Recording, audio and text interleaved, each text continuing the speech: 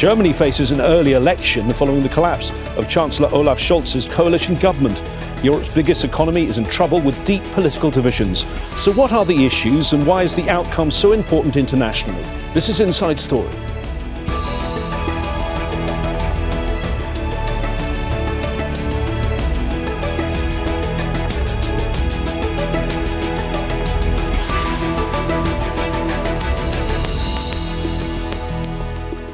Hello again, I'm James Bayes. It was no surprise when German Chancellor Olaf Scholz lost a confidence motion in Parliament that he'd called himself. His uneasy coalition government had already fallen apart a little over 3 years after taking office.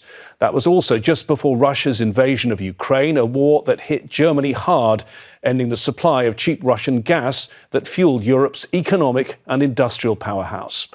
The far right and the far left both oppose supporting Ukraine, just as they're united against more immigration.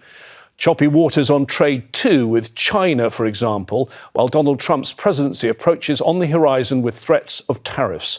So what are the big issues in the election and why is the outcome significant far beyond Germany's borders? We'll talk to our panel of guests in a moment, but first this report from Hamza Mohammed. A vote of confidence called by Chancellor Olaf Scholz, knowing the government would lose. Following the collapse of his three-party coalition government in November, Scholz calculated the triggering of an early elections would be his best hope of restoring support for his party. We owe our citizens decency and seriousness, as I've already said, but the reason for my decision to end the coalition government was something else. It was caused by an even more important question, namely the question of whether and how we invest in our country, powerful and determined, or small-minded and despondent. Germany has Europe's biggest economy, but with it in decline, its decisions on a way forward, or rather a lack of them, set back Scholz's leadership. The government's dependence on cheap Russian gas to fuel Germany's fortunes were derailed by the West's imposition of sanctions on Russia following its invasion of Ukraine. That triggered an energy crisis, worsened by the phasing out of nuclear energy, further adding to a cost of living crisis. Uncertainty too about what awaits the European Union, with Donald Trump threatening tariffs ahead of his return as US President in January. Germany is also exposed in differences between the EU and China over trade. US tariffs on Chinese electric vehicle imports and possible reprisals could hit Germany's struggling automotive sector that has extensive business in China. The opposition blames the government for the growing problems. You're leaving the country in one of its biggest economic crises in post-war history. There have only been 2 occasions when Germany has been in recession for 2 years in a row. One was Gerhard Schröder, who at least introduced Agenda 2010. The second was Olaf Scholz, and you're standing here and saying business as usual. Big issues in the election also include the country's support for Ukraine in its war against Russia. Opinion polls show increasing concern among voters about the risk of wider conflict with far-right and far-left parties, both opposed to further helping Ukraine. Another big issue is immigration. Germany has taken in more Syrian refugees than any other European country during Syria's civil war. Although it has now halted asylum applications from Syrians following the collapse of the Bashar al-Assad's regime. The far-right AfD is highlighting it wants to stop more migrants from entering Germany and those already there to return. And on the far left, the Sarah-Wagenknecht alliance say the country can't cope with any more arrivals. Although the elections in February will focus on how Germany will be run going forward, the choice of its people will have impact well beyond its borders. Hamza Mohammed, Al Jazeera, for Inside Story.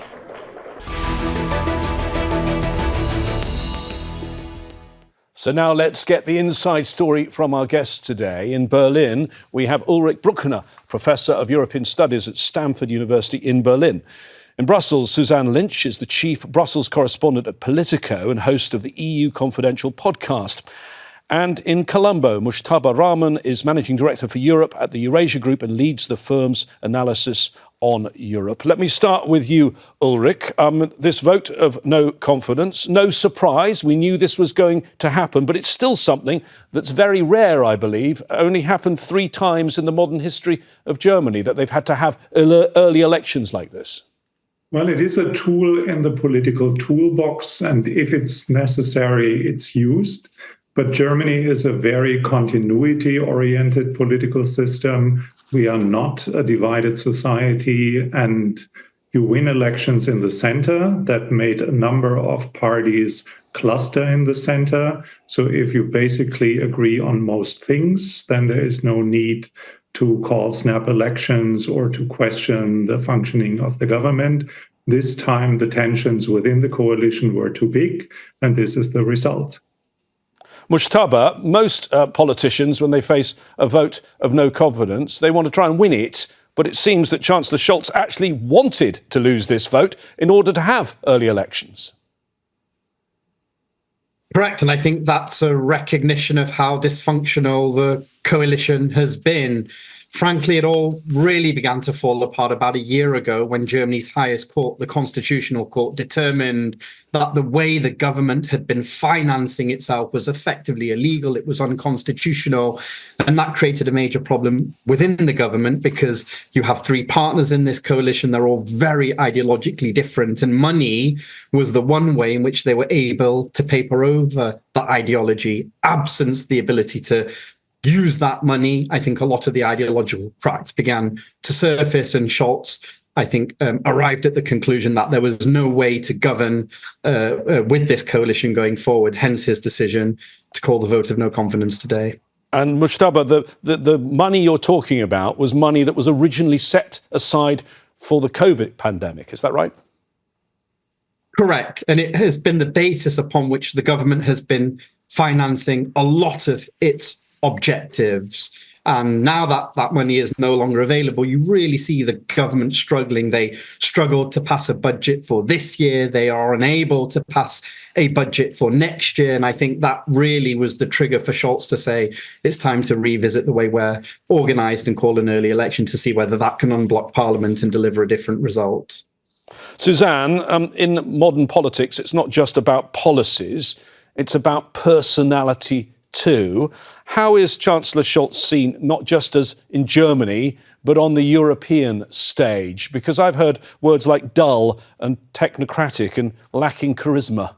Well, one challenge for Olaf Scholz was, of course, he was coming in after Angela Merkel, who, whatever we think of her legacy, was undoubtedly the de facto leader of Europe here for many years. She was the person in the room driving decision-making and taking a lead in terms of EU policy. So Olaf Scholz came in after her back in 2021 when that coalition government was put together. And you're right, he has never made the same kind of impact as Angela Merkel. Now, number one, that's to do with, as was just explained there, the kind of inherent weakness of that coalition government, where you had that traffic light, it was called, coalition with 3 parties with very different ideas. So in one sense, he was always governing with one hand behind his back. But secondly, yes, his personality is very different. You know, when he speaks to journalists, he's quite low key. You know, he doesn't put his head above the parapet. That's the kind of person he is. He came from a very much more of a finance background. And I feel that, you know, once this war in Ukraine happened, the full-scale invasion, you know, Europe was thrown in the spotlight, so was Scholz. And I just don't think he had that kind of instinct to take a lead there on that issue politically. So I think it's true, he didn't make a huge impact here, but Germany matters. It's by far the biggest country in the EU and the biggest economy in the EU. So people here are looking very closely at what's going to happen as we enter this era of political instability for the next few months ahead of the elections in February. Ulrich, it's worth reminding, I think, people watching this, though, this is not the demise of Scholz right now. He stays on in a caretaker capacity for now, but does he really have the power to do anything before elections? No, they just operate as what is commonly known as a lame duck. There is no reform package that will have any chance to get support from everyone in the parliament, which is already in an election campaign mode. So Germany is basically put on hold until we have elections, and then again, it will take time until a new coalition will be formed. Mujtaba, we heard this was called the traffic light coalition, and it consisted of the Greens and the Social Democrats to the sort of left or centre left of politics, and then the Free Democrats, who are much more free market in terms of their policies. Was this a bad fit to begin with? Was this always going to happen? Were these three never going to really be able to work together in the long term? I mean, I think the ideological differences are clearly quite acute, and we've seen those differences increase, in particular as Christian Lindner, the finance minister, and his Free Democratic Party fall at around 5 or below 5% in the national polls. That's a major problem for him. It's existential, because if he and his party do not achieve above 5%, they will not be able to enter parliament in the context of the next elections. And that, I think, concern really drove the FDP into a much more hardline position on a lot of the fiscal questions, the financing questions that the country is struggling with. You know, in my own view, my own sense is Germany never really had a finance minister in Christian Lindner. They had a party manager. He was too party political. He wasn't really thinking about the national interest. And so I think that's the major reason why the coalition could not work. Of course, there were differences also with the Greens, also between the Social Democrats and the Greens and the Liberal Democrats. But I think the major problem on the coalition was Christian Lindner, the FDP, and their polling at the national level. Suzanne, are we seeing a trend here, do you think, in terms of Western nations? Because it seems if you are an incumbent who came out of the COVID years when there was that very high inflation. You look at Rishi Sunak in the UK, you look at Kamala Harris as the successor to Joe Biden, you look at Macron's party being punished in elections, and now look to Canada and Justin Trudeau. Is there a trend here, you think? Yes, well, look, 2024 was being billed as the year of elections, and it certainly has been. And you're right, the vast majority of governments have been thrown out by their populations, by their voters. I have to say there's one exception. My own home country of Ireland just had an election, and more or less the incumbent government has been re-elected. But one of the reasons there, for example, may be because the Irish economy is doing very well. And this is getting to the heart of the issue. As we saw in the United States, people are concerned about the economy, about cost of living issues. As you mentioned there, inflation, particularly in Europe, had been so high in that year or so after the full-scale invasion of Ukraine, and governments have been struggling to respond to that. So that's what we've seen across the board. But I think the real worry now for Europe is that Germany and France, the engine of the EU, the engine of the Eurozone economy, they're both in trouble. This collapse of government in Berlin is happening hot on the heels of political chaos in France, where President Macron called those elections during the summer and now is on yet another new prime minister. So things are very unstable in Paris, they're very unstable in Berlin. And this is all at a time when there's big political change, particularly in the US, and everyone is waiting to see what the impact will be of that Donald Trump presidency when he is inaugurated early next year. Ulrich, we look at those wider trends, but in many ways, Germany is in a worse position than some of those other countries. The war in Ukraine created an energy crisis, and you look at the economy right now, Germany is the worst performer of all the countries in the G7 group of nations. Well, I have a slightly different understanding of what's currently going on. I wouldn't highlight the major differences of the former coalition partners, which of course can be easily identified by the different personalities.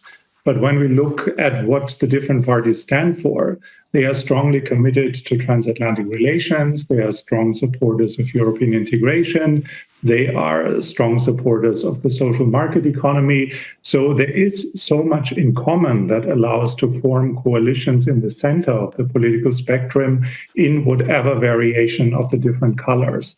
This is fundamentally different from the edge of the political spectrum, and we now have two populist challengers on the left and on the right. They stand for something fundamentally different, and so the most likely outcome is a variation of the same, maybe with different people, but the general commitment to support Ukraine and to take a leadership role in the European Union, this will remain the same. But as you rightly say, the challenges are big at this time. But it happened after 16 years of economic growth. We never had a longer phase of economic growth with the same government, and having for 16 years the same chancellor also means that a lot of things that were not on the radar of the Merkel government have not been addressed. And now we face the consequences that a lot of investment needs urgently to be addressed. And that makes people feel uneasy because the consequences of the reform will show later. But in the short run, people think that this is the end of Germany as we know it, and the natural order of things is at risk. Mujtaba, we talked there, Ulrich, about the far right and the far left. You have on the far right the Alternative for Germany party, which is seen as beyond the pale by the rest of the political system. No one wants to do deals with them. Tell me how you see them fitting into things at the moment, particularly as I think they're in current polls polling second. And it's all very well people saying they don't want to deal with them, but do not those that might vote for them have to have their views respected in some way? I think fundamentally what we're probably looking at on the 23rd, 24th of February, as Ulrich said, and I agree with him, is an incoming coalition government that will be formed of two staple parties in the centre, probably the Christian Democrats and their sister party, the Christian Social Union, probably in a coalition with the Social Democrats. So that's centre-right and centre-left. Maybe the Greens will participate in that coalition if the polling shows that's necessary. I don't see any way for the AfD to enter power at the federal level. I just think there is absolutely no possibility of that. I think you are correct, James, in that we probably will see policy, in particular on things like immigration, move a little bit to the right to accommodate and appease some of the positions that the AfD is taking and their voters. But I think fundamentally what will emerge after the elections is a coalition centred on the centre-right and the centre-left, and that will run a pro-European, pro-Ukraine policy, and I think will probably be more constructive and more stable than the outgoing government of Olaf Scholz. Ulrich, let me focus a little bit more on immigration with you. By some counts, there may be close to 1 million Syrian nationals living in Germany. Already there are calls from some lawmakers to return them home. What do you think will be the situation with regard to those Syrians, given the very fast-moving events we've seen in the last few days in Syria? Well, when it comes to immigration, we have a very interesting situation in this country. The elections in February will see 40% of the electorate being as old as I am or older, which means that this is mostly pensioners who decide what the future government will look like. And if you have such a demographic challenge, you are desperately in need of finding young, bright, educated people coming to your country to fill the shortages in the labor market. And at the same time, a country of 84 million can easily, as rich as Germany is, afford to live up to its humanitarian self-binding commitments, which is why we do not only have 1 million of Syrians in the country, but also the largest percentage of refugees from Ukraine, which is not the end of the German culture or an implosion of the socioeconomic system, but you can easily instrumentalize this and create a wave of fear as a populist party that you can ride on to win at least some more percentages than in the previous elections. So on the one hand, there is a growing anti-immigration sentiment in the German society. And on the other hand, everyone is beating the drum for being an open society and an open economy to maintain the economic success story. Suzanne, as we just heard, Ukraine, we're approaching the 3rd anniversary of Russia's all-out invasion. February the 24th will be that anniversary. What do you think this means for Europe's policy towards Ukraine? And do you think President Zelensky will be pretty worried? Yeah, this is hugely significant for Ukraine and what happens next. Germany, even though it does still get a lot of criticism about its stance on Ukraine, has really increased its defense spending and is, one of the biggest funders or provider of military help now to Ukraine. Now, the big question will be, will Merz, if he is elected the new chancellor, that's the leader of the opposition now, will he signify a change in policy?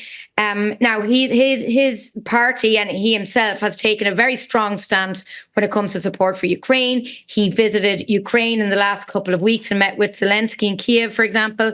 One of the issues that's a big source of debate in Germany is whether Germany will send these Taurus missiles to Ukraine. Scholz has refrained from doing that and has been criticised. Merz has indicated he would do that. However, the reality is that by the time the new government is in place, Donald Trump will then be in place. And I think Ukraine will be part of a much bigger conversation involving the United States about a possible peace deal and, the future security architecture. So Germany will be just one part of that jigsaw when that happens in the spring. But undoubtedly, yes, it will have an impact. I think Zelensky will be pleased that the opposition party, the CDU, the main opposition party, looks like it will win this election and come out on top with coalition partners early next year. But we're in for a big period of change when it comes to Ukraine policy, regardless, early next year. Mujtaba, then, to follow up on that, if Trump, as we suspect, is going to try and push Ukraine to a peace deal and possibly cut resources going to Ukraine, do you think Europe on its own is ready to pick up the heavy lifting and the supplies of weapons and money to Ukraine?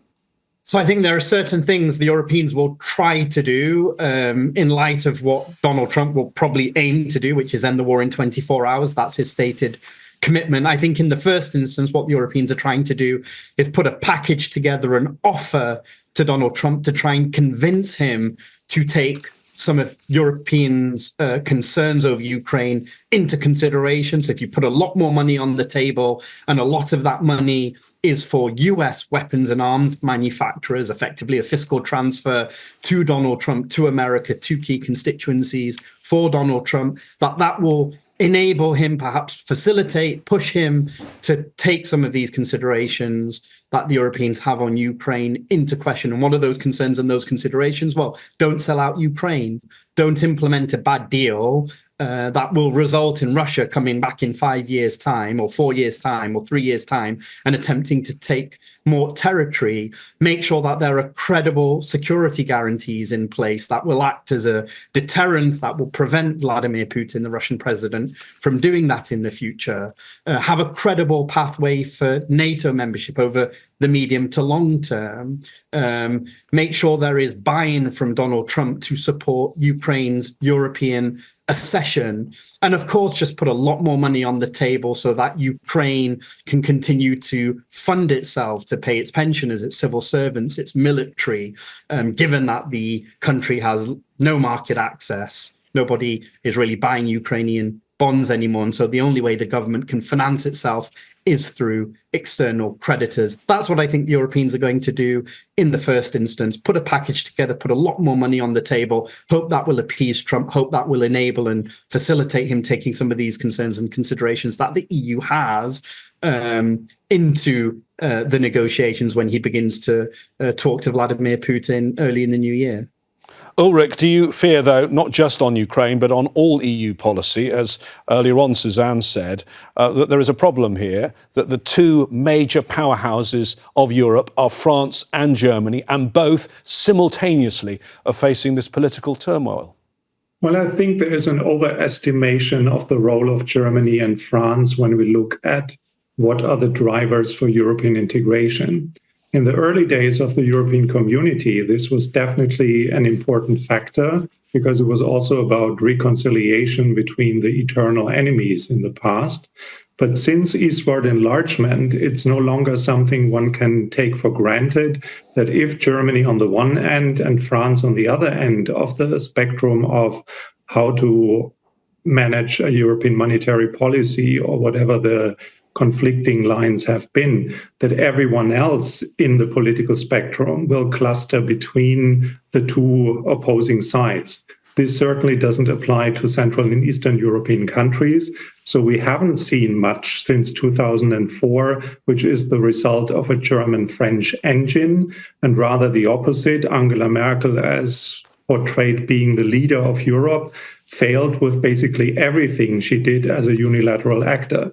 So she's definitely remembered as an important crisis manager, but as someone with a vision that matches all the visionary ideas of Emmanuel Macron, this is certainly not something she stands for.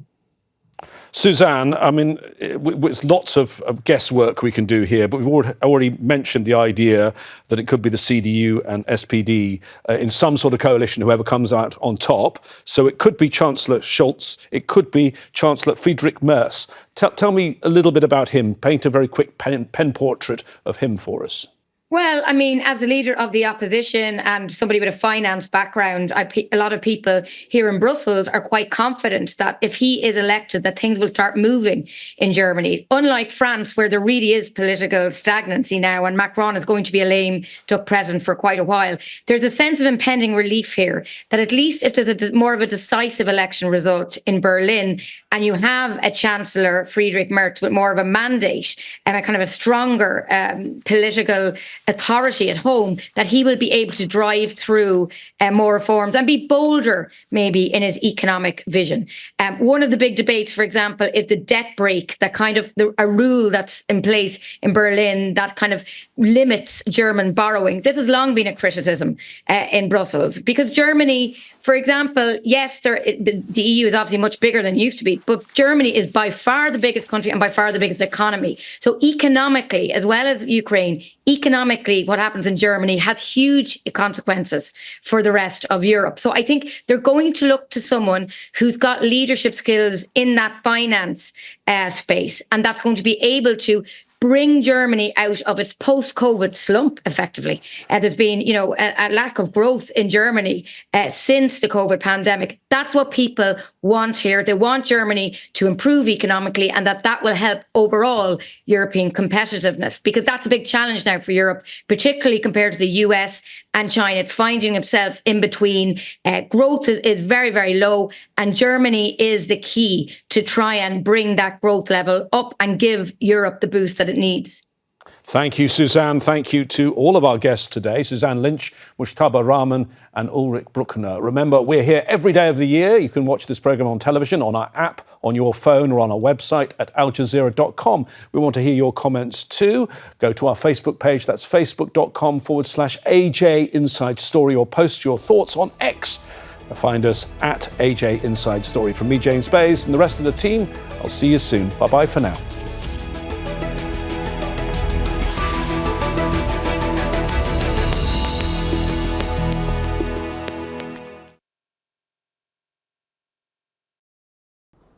Make sure to subscribe to our channel to get the latest news from Al Jazeera.